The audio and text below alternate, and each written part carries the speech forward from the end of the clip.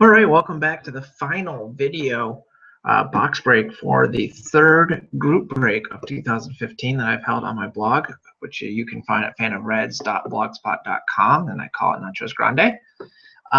This is the fifth box, as I just said. This is the one that most of us have been waiting for, certainly myself. It's a 2015 Topps Museum collection.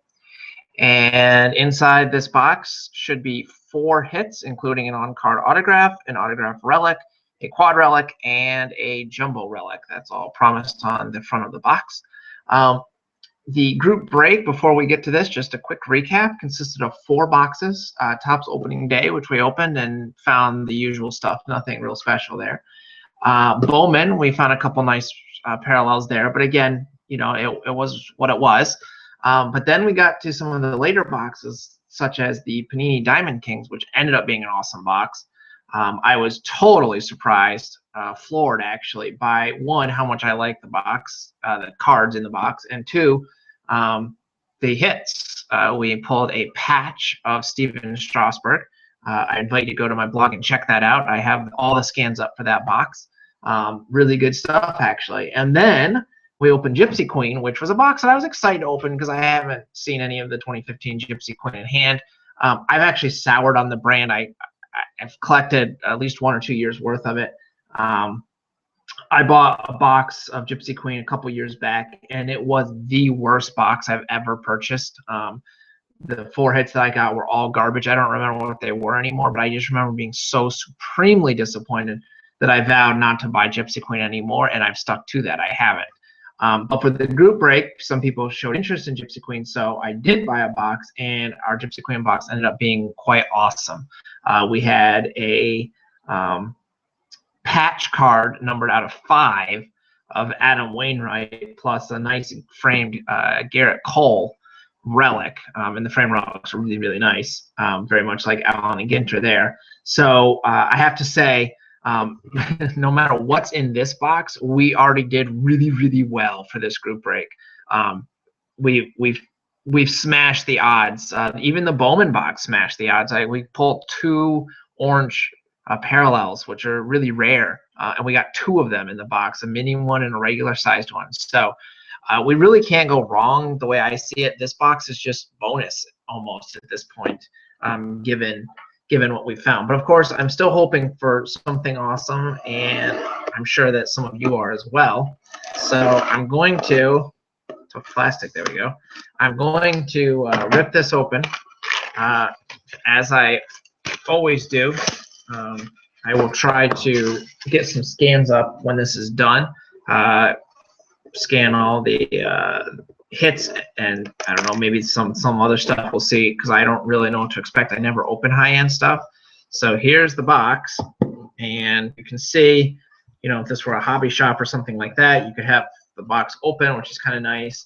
And then inside this box are 4 mini boxes, and each of these, I believe, are supposed to have one. Yeah, there's 1 autograph or relic inside each of these, so that's where they're coming up with the 4 for the box. And these are all individually wrapped. So, like I said, if this were a hobby shop trying to show this stuff off, you would be able to do that and be able to sell each individual box, rather than forcing someone to buy the entire box, because it's very expensive. Luckily, it's a group break, so the costs were quite a bit less per person because we split across the various teams. So I'm going to rip the 4 boxes. I actually didn't keep track of what order I pulled them out, so it's kind of like that shell game. If you had paid attention, you could match which box to which. So I don't know. Doesn't matter. We're going to go through them all. 4 hits, 1 per box. Man, I was trying not to damage these little boxes, but so we'll take the plastic off here, and my guess is it's going to be wrapped again on the inside. And I don't open high-end stuff, so this is kind of exciting for me too, just to open it. But we've got just plain foil, nothing exciting there. The box actually shows all of the odds. Just to give you a quick recap of some of the stuff that you could get there. There are base parallels. There's green, blue, which are both somewhat common, 1 in 4, 1 in 7, respectively. Red, 1 in 685. Canvas collection, there's some stuff there. And then it gets into some of the relics and some of the various parallel relics and things of that nature. There are cut signatures, which would be kind of cool to pull. I've never in my life pulled a cut signature, but they're very, very rare. But you know what? We can dream big because we've found a lot of rare stuff. So I'll slide this box off to the side, and let's rip pack number 1. All right. So the hit appears to be in the middle. So I'm going to flip this up to the top, and we will go in order now. Our first card is going to the Phillies, and I didn't think to pull up my list again, so apologies. I don't remember who was what teams. But our first base card is Mike Schmidt for the Phillies. The design, I've never, obviously it's a new set. I don't buy museum. It's too expensive for me. I've never in my life opened even a single pack of this stuff. But the design is very clean. I like it. Museum, I guess they're going for classy. It's got a bit of a shine to it, but it's not foily or anything like that. There is some foil at the top and bottom, but it's still easy enough to read. Nice team logo right at the bottom there as well. So I like the design. The back has career statistics for, at least for the Mike Schmidt's retired, so at least for him it's a career statistic line. That's it. He played in just over 2,400 games, for instance, and then a small write-up about why the player was good. All right, so that's what the back looks like. So that's your base card. First one out of the box, Mike Schmidt. Next up, we have a current player, Jason Hayward for the Cardinals. Cardinals have done very well in this break. So the question is, what's the back look like for a current player? It looks exactly the same as for a retired player. You have the full career line there. No line for the 2014 season. It's just straight up career lines. And Hayward's played 681 games and has batted .262 over his career, which is actually more games and a higher batting average than I was expecting for him, given how Atlanta seemed to just dump him. A guy that needs no explanation, Ted Williams for the Red Sox. Very nice pull there. And our last one for the Marlins, we have Giancarlo Stanton for the Marlins. All right.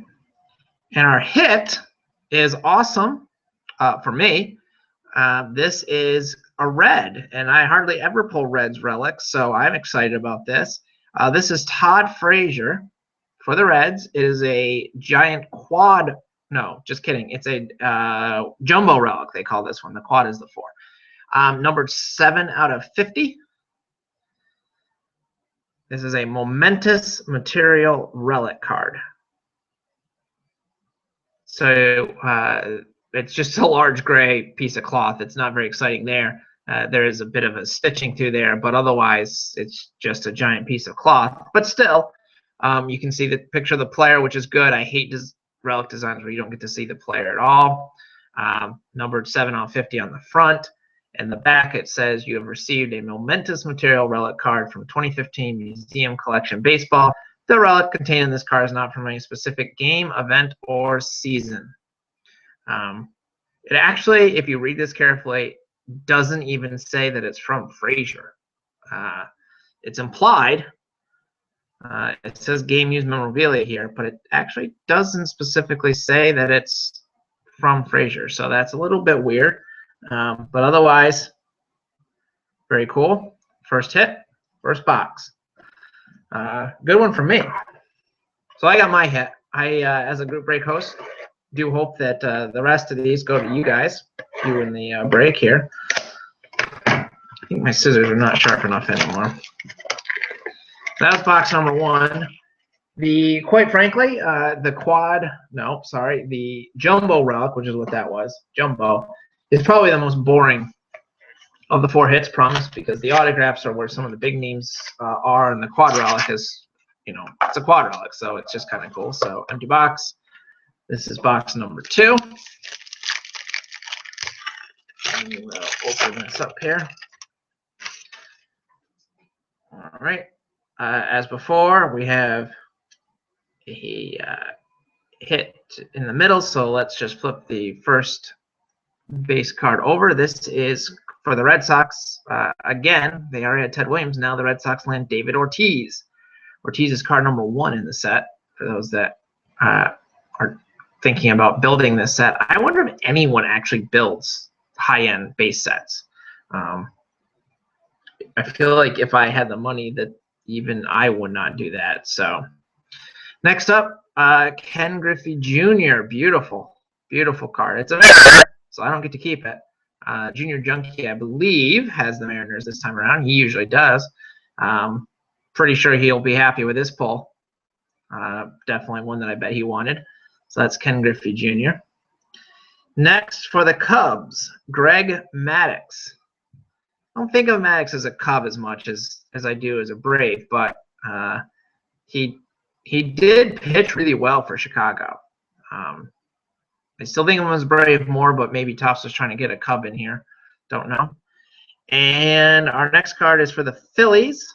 It's a rookie card, Maikel Franco. Michael, I'm guessing, but it's Maikel is how it's spelled, M-A-I-K-E-L, Franco.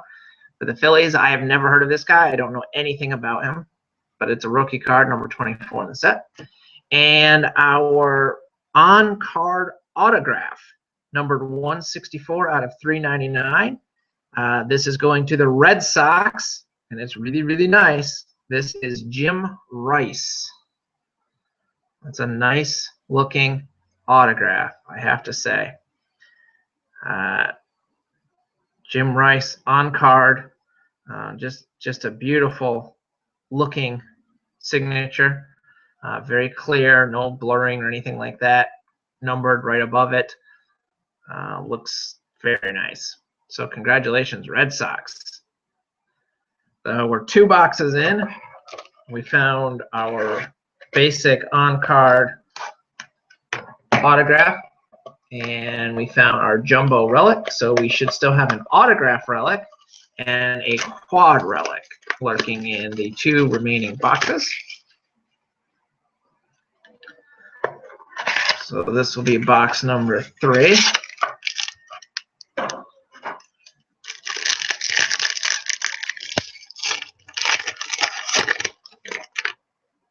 This looks like we're going to have our quad relic. It's awfully thick, so let's get to that last. We have a card that's going to make someone in the group break very happy. This is for the Pittsburgh Pirates, Gregory Polanco, and this is one of the green parallels, which I think, if memory served, I read that just a moment ago, with the most common. Yes, these are 1 in a 4, so basically 1 per box, per big hobby box. And this is numbered 46 out of 199. And that is a green parallel of Gregory Polanco. So very nice there for the Pirates. Pirates have also done quite well in the break. I really like the framed relic, but this card is awfully nice too. And one of the nice things about a group break like this is it gives everyone a chance to get cards from a set that I would imagine most of us don't get anything from. Certainly don't see these popping up in trades even. So our next card is going to the Mets, Jacob deGrom. Probably not one of the bigger names in the set, but hey, good for the Mets. For the Tigers, we have Ian Kinsler. Base card there, Ian Kinsler.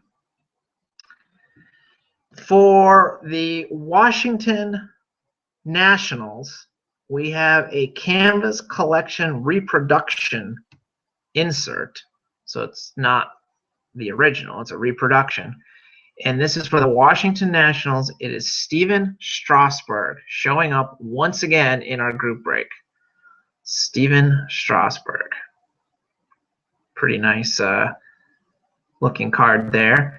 The front has kind of a different finish to it. The back is very shiny, nice sheen to it, but the front doesn't really feel like canvas to me. Kind of just feels like dull cardboard, but it feels different enough from the rest of the cards in the pack that you could kind of be like, okay, yeah, that's an artistic-y type of card. Also, I don't think the word artistic-y is actually a word. So we hit 2 inserts in that pack, and it is indeed the quad relic. It is going happily, in my opinion, to a claim team. This is CC Sabathia for the New York Yankees, and it's number 26 out of 75. 26 out of 75 going to the Yankees. And the Yankees, as usual, do well in group breaks. I did tiered pricing this time around, and the Yankees were in the upper tier of pricing, which, you know, seems fair. This is a pretty nice quad relic. All the same color, so not the most exciting group of material that one might have, but still a nice looking card, no doubt about it. So congratulations, Yankees. Which leaves us with one more box, and this one should hold an autographed relic, which is kind of cool that that ended up being last, because that's the one that probably most people would be most excited for, I would imagine. Get the plastic off here. And this box will conclude group break number 3 on the year. Once the 3rd group break is concluded and I get the scans posted and all that good stuff, I will be taking suggestions for a new group break, which will be the 4th of the year. I'm thinking possibly doing something with the new Topps archive set. I think that comes out fairly soon. But again, I would be open to other suggestions. So it's a very thick card in there. We'll see what that means in just a moment. So I'm going to flip the back card to the front. We have another parallel. This one going to the Blue Jays, Dalton Pompey. Dalton Pompey has shown up a couple times in this group break. That's a blue parallel. That is 1 in 8, I think. No, 1 in 7. 1 in 7 mini boxes, I guess. So about 1 in every other hobby box. So nice little pull there. Blue parallel rookie card. The blue looked really good with the Blue Jays, of course. And that's numbered 67 out of 99. So we did well on the parallel front. Our first base card, actual regular base card, is Sandy Koufax of the Dodgers, Brooklyn Dodgers there. Next up, we have Bryce Harper for the Nationals. Again, Nationals getting a lot of love. Next, we have Jeff Bagwell for the Astros, team that doesn't get a lot of love. A very nice card there. And our final hit is really, really cool. This will make the 3rd box in a row that we have pulled a patch. It is numbered 25 out of 25. This autograph is on a sticker, so they don't promise, I guess, that these are on card, because this is definitely a sticker autograph. And it's going to the Boston Red Sox. So the Red Sox land both of the autographs in the box. But still, very cool, very nice looking card. That's Mike Napoli. Not the biggest name in the autograph checklist, but check out those patches. They're all different. They all look really, really, really nice. And the card itself is numbered out of 25. I'll have to see if I can figure out exactly what sort of parallel version this is. I'm trying to read the box.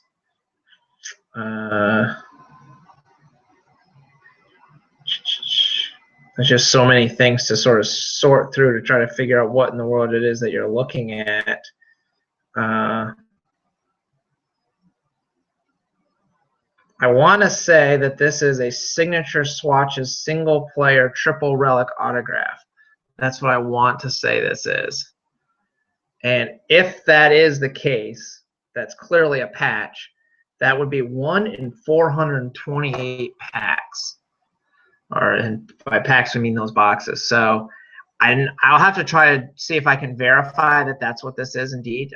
But you're looking at 1 in over 400 of those little boxes that are super, super expensive. So we have absolutely, positively crushed this group break.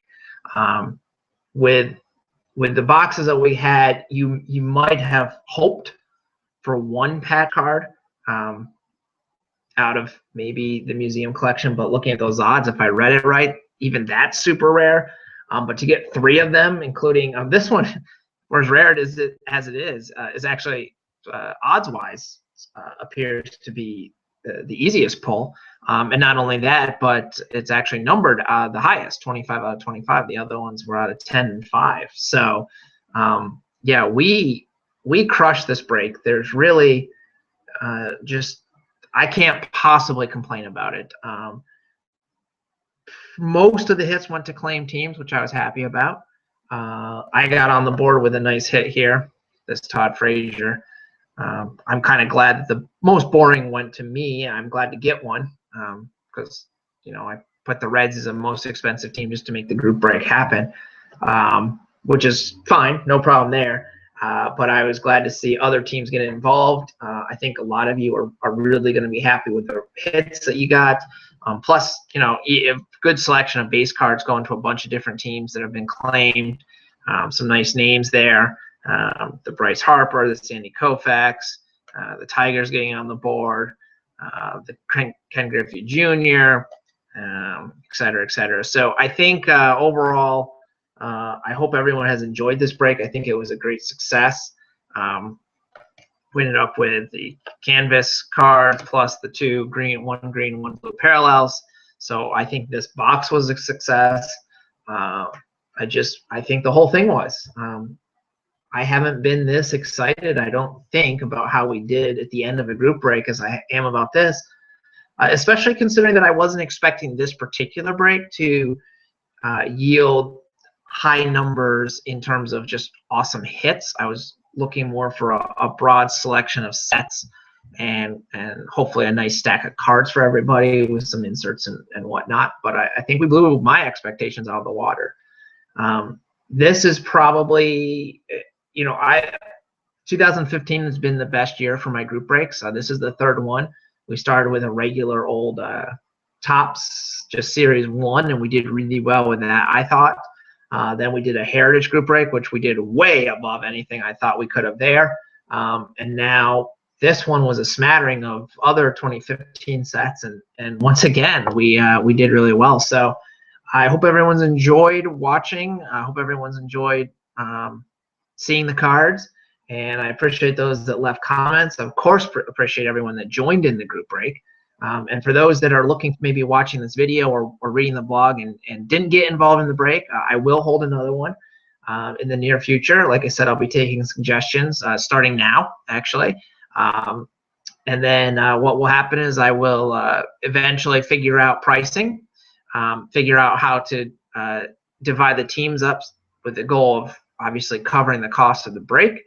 And then what I do is I post a sign-up page on my blog for the group break. I give very clear instructions on what to do to sign up, how much it costs for each team, which is not always the same. It really depends on what set we're breaking, or sets in the case of this one. Yeah, and then I leave sign-ups open for a while, have people pay, get the cash, order the boxes, and then we're on our way. Boxes I usually get from David Adams. They don't really give me a great discount, but I live close enough to them that I usually can get the order within 1 day of placing it, which is really nice, assuming it's not a pre-release, of course. So I like that part of it, and they're very quick and they're efficient, and then I can order all my shipping supplies from them too. So you'll notice that the vast majority of the inserts and stuff from the group break boxes will arrive in penny sleeves. The cards themselves will be packed in team bags, so I try very hard to make sure everything arrives safely. I've augmented the break with a variety of bonus packs, some of particular or no particular years or anything like that, just random stuff that I have. I like to do that just to add some extra cards to the break. So that's kind of how the process works. I've had 3 or 4 people ask me in the last 2 weeks, so I just thought I would share that quickly. And yeah, so just one for those that always skip to the end, we're hoping for a recap. I will recap this box and then I will sign off. Our big hit was the numbered out 25 Mike Napoli. This is a sticker autograph, but it's a patch card. 3 beautiful patches. We had the quad relic for the Yankees. That's CC Sabathia. This one was also numbered, this time 26 out of 75. If I didn't say the other one was 25 out of 25. Our on-card auto was numbered 164 out of 399. The Red Sox landed that as well. That was Jim Rice. And then our jumbo relic was numbered 7 out of 50, and that was Todd Frazier of the Reds. We pulled 2 parallels, 1 blue, which is the rare 167 out of 99, Dalton Pompey for the Blue Jays, so the blue looks really good there. And for the Pirates, our green parallel, which is 1 per box, 1 in 4 mini boxes, numbered 46 out of 199, Gregory Polanco. In our canvas collection, reproduction card was Steven Strasburg for the Nationals. This is not numbered in any way in terms of serial numbering, but still, like I said, very nice card. Plus a I'll say a decent sized stack of base cards. You don't really get a lot of cards in a box of museum collection, but most people don't buy it for the base cards anyway. Most people probably just chuck those. But I want these are really nice. I definitely like the design of museum collection, and quite honestly, you know, I think that if someone were to put this full set together, it would look really nice in a binder. So very clean, classy. A lot of great players, a couple rookies. What more could you ask for, really? So thanks for watching. Thanks for participating. I will get scans up for this as soon as I can for this box, and then it's up to me to pack and pack and pack and pack, and then mail hopefully by the end of the week. Get all these cards out to you guys, and basically those of you that got a lot, they'll go out in the small flat rate mailers. Some teams that maybe didn't get quite as many, if I think I can safely package, I'll just throw in a bubble envelope just to save a little bit on shipping there. But yeah, that stuff should all get out in the next, hopefully by the end of the week. And then we'll start thinking about break number 4 on my blog for the year. So thanks for watching. That's it for now. Adios.